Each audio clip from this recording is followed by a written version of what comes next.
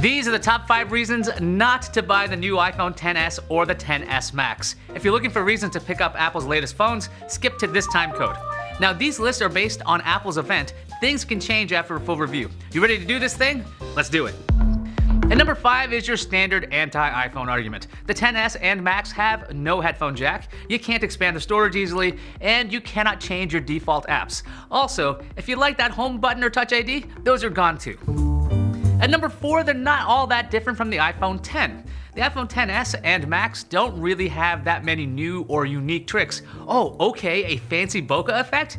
We've seen it. Memojis? We've seen it. Notch? Seen it. Face ID? Seen it. Dual rear cameras and a vertical orientation?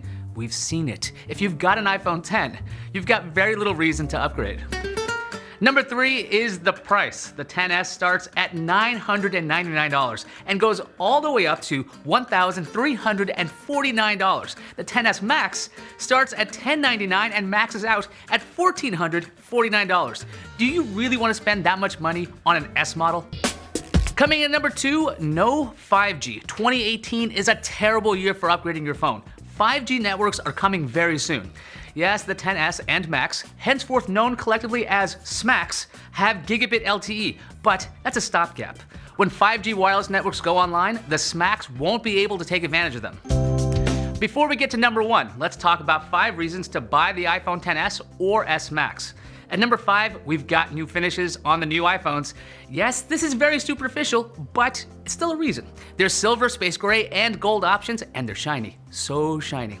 Coming in at number 4 is the dual SIM capability. If you've got a work line and a personal one, you can put them both in one phone.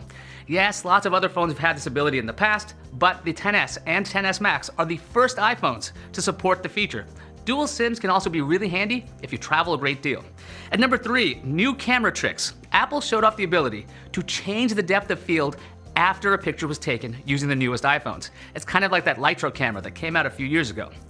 Number 2 are the storage options. The iPhone XS and XS Max can be outfitted with 512 gigabytes of storage. I believe that's a first for an iPhone as well. And the number 1 reason to pick up an iPhone XS or the Max is the power. Apple claims its newest iPhones can launch apps up to 30% faster. At the keynote, we also saw some very impressive augmented reality apps, like an app that can analyze how you shoot a basketball. Gaming looked good too. The developers were quick to note that what we saw was only possible thanks to the new iPhone. Okay, back to the negative side. And the number 1 reason not to buy SMAX is the iPhone XR. It starts at around $750, and it's a lot like the SMAX.